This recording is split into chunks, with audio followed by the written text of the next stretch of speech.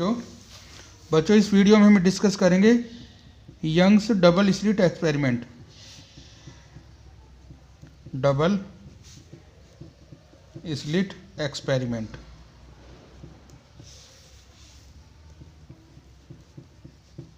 ठीक है, अब देखो यंग्स डबल स्लिट एक्सपेरिमेंट क्या था, उसके लिए पहले हमें डायग्राम बनाना पड़ेगा।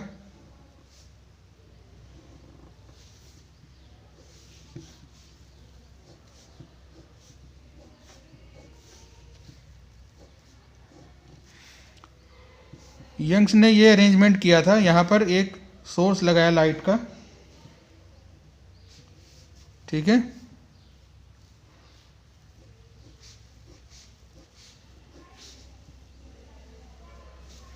This is the monochromatic source of light, ऐसे हमने डिनोट किया सोर्स को।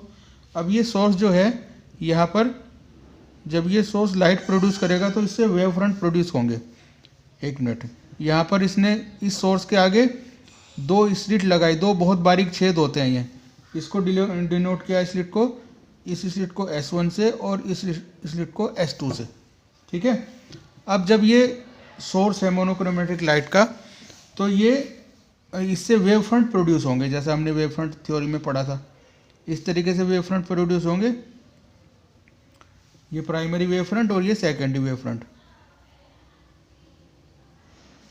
ठीक है, ये वेव फ्रंट प्रोड्यूस होते जाएंगे। अब देखो यहाँ पर क्या होगा, जब ये लाइट इन दोनों दो स्लिट तक पहुँचेगी, स्लिट S1 और स्लिट S2 तक। अब ये दोनों स्लिट्स जो हैं एक सोर्स की तरह से बिहेव करेंगी। Both these slits will behave as an independent source of light. लेकिन इसमें क्या होगा, क्योंकि यहाँ पर एक ही सोर्स से दोनों इल्यूमिनेट हो रही हैं स्लिट्स, तो इनमें जो लाइट की जो वे होंगी उनकी वेवलेंथ सेम होगी।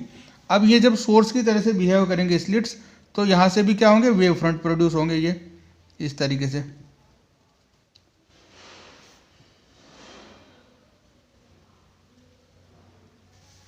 ठीक है, ऐसे यहाँ से प्रोड्यूस होंगे सेकंड से। इनको हम करते चले जाएंगे ऐसे ही, प्राइमरी और फिर सेकेंडरी।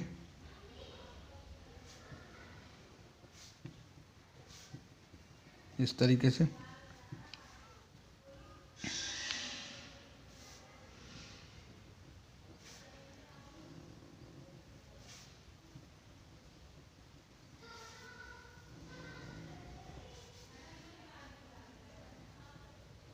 ये सोर्स स्लिट S1 से आ रहे हैं वेव फ्रंट, और ये वाले और ये इधर जो आ रहे हैं ये स्लिट S2 से आ रहे हैं।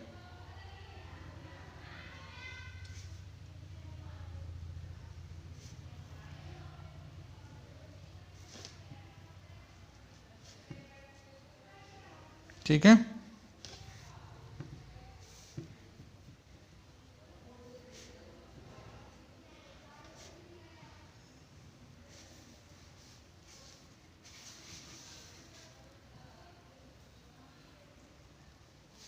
ये थोड़ा ध्यान से बनाना पड़ेगा डायग्राम आपको, इस तरीके से।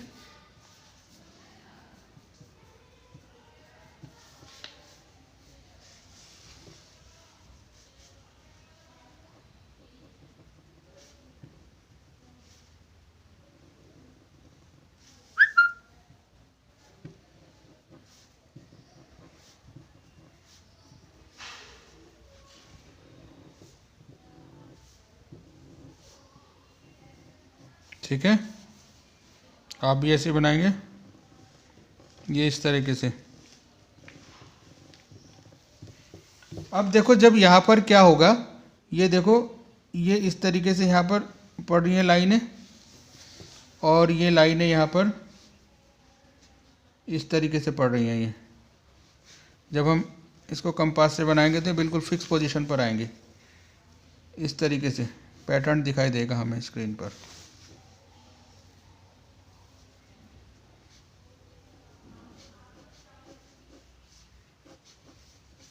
ठीक है, ये मैंने बना दी लाइनें। अब देखिए यहाँ पर ये जो सेंटर पॉइंट है, ये यहाँ पर ये स्क्रीन जो है इसका हमें पैटर्न दिखाई देगा, इंटरफेरेंस पैटर्न कहते हैं जिसको, टू वेव्स का। अब ये दो वेव्स हैं, ठीक है, इंटरफेयर कर रही हैं एक दूसरे को। अब देखो इसमें क्या होता है, एक्चुअली जो इंटरफेरेंस है it is related with the principle of superposition of wave, superposition of wave. Superposition of wave में क्या होता है कि जब किसी मीडियम में टू वेव्स एक दूसरे से मिलती हैं तो अगर वो सेम फेज में होती हैं तो उनकी इंटेंसिटी इंक्रीज हो जाती है, और जब वो डिफरेंट फेज में होती हैं या अपोजिट फेज में होती हैं तो उनकी इंटेंसिटी डिक्रीज हो जाती है या बिल्कुल क्या हो जाती है, ख़त्म हो जाती है। ठीक है, ये इस तरीके से है, आपको इस डायग्राम से समझ में आएगा सुपरपोजिशन ऑफ वेव। ये एक वेव है, ऐसे चल रही है ये, ठीक है, ये क्रेस्ट है और ये ट्रफ है। दिस इज कॉल्ड क्रेस्ट और दिस इज कॉल्ड ट्रफ। ठीक है, अब जब दूसरी वेव मान लो इसी मीडियम में आती है, अब अगर वो सेम फेज में है तो उसका सेम फेज में ऐसे होता है, ये फेज एंगल सेम तरीके से इन दोनों वेव्स का चेंज हो रहा है। तो जब ये सेम फेज में वेव हैं तो ये एक दूसरे पर जब सुपर इम्पोज होंगी तो यहाँ पर इनकी इंटेंसिटी, इनका एम्पलीट्यूड बढ़ जाएगा। देखो ये तो इस वेव का एम्पलीट्यूड है और ये वाला दूसरी वेव का एम्पलीट्यूड है। तो जब ये सेम फेज में है तो इनके दोनों के एम्पलीट्यूड जुड़ जाएंगे। ये इसका A1 है, दूसरी का A2 है, तो दोनों का एम्पलीट्यूड जुड़ जाएगा तो क्या हो जाएगा, एक बड़े एम्पलीट्यूड की वेव बन जाएगी। तो इसको हम कहेंगे, ये एक बड़े एम्पलीट्यूड की वेव बन जाएगी। तो लाइट के केस में जब ऐसी वेव बनेगी, क्योंकि लाइट की भी जो है वेव नेचर होती है, तो जब लाइट वेव इस तरीके से एक दूसरे पर सुपर इम्पोज होंगी तो उनकी इंटेंसिटी क्या हो जाएगी, इंक्रीज हो जाएगी। और जब उनकी इंटेंसिटी इंक्रीज हो जाती है तो उसको कहते हैं कंस्ट्रक्टिव इंटरफेरेंस, कंस्ट्रक्टिव इंटरफेरेंस।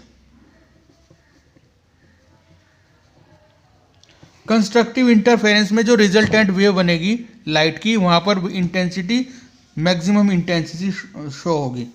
अब देखो, अब अगर ऐसा है, दूसरी कंडीशन हम स्टडी करते हैं।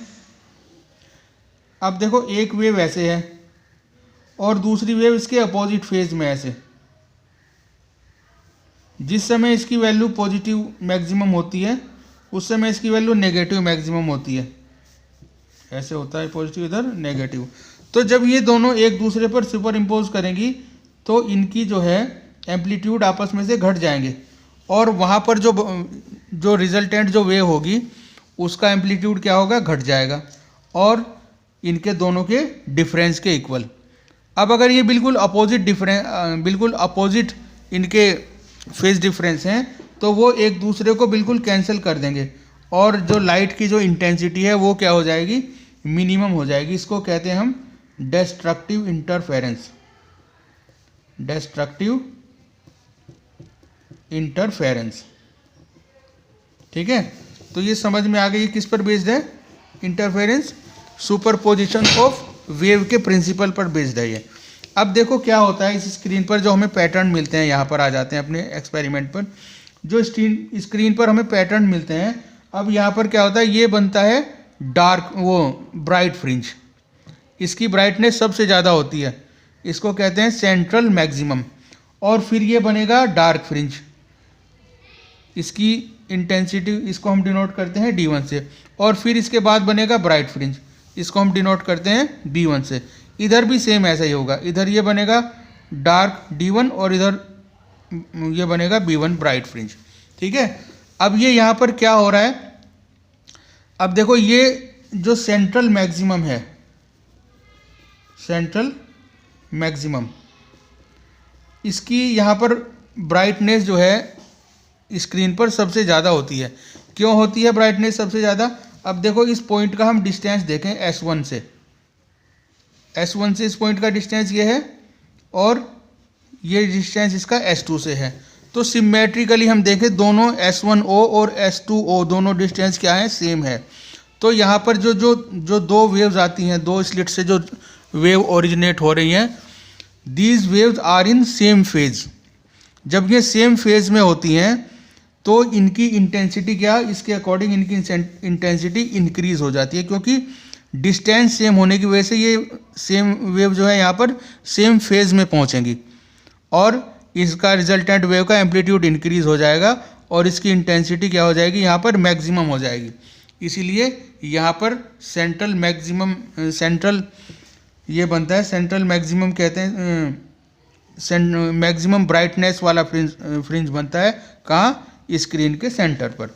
अब देखो यहाँ पर क्या होता है, यहाँ पर जो दो वेव मिलेंगी वो कैसी वेव टकराएंगे, कैसी वेव सुपर इम्पोज होंगी एक दूसरे पर, जिनके फेज डिफरेंस क्या है, अपोजिट हैं, जिनके फेज में बहुत ज़्यादा डिफरेंस है, तो वो एक दूसरे की इंटेंसिटी को डिक्रीज कर देंगी और इंटेंसिटी कैसी रह जाएगी, मिनिमम इंटेंसिटी रह जाएगी। और यहाँ पर क्या बनेगा, डार्क फ्रिंज। फिर उसके बाद जो फ्रिंज बनेगा वहाँ पर जो वेव्स मिलेंगी वो कैसी मिलेंगी, सेम फेज वाली होंगी, ठीक है। तो वहाँ पर फिर क्या बनेगा, ब्राइट फ्रिंज। और सेम पैटर्न हम इधर ऑब्जर्व करेंगे, ठीक है। तो यंग्स डबल स्लिट एक्सपेरिमेंट, हमें क्या याद रखना है इसमें, Young's double slit experiment is based on the superposition of waves.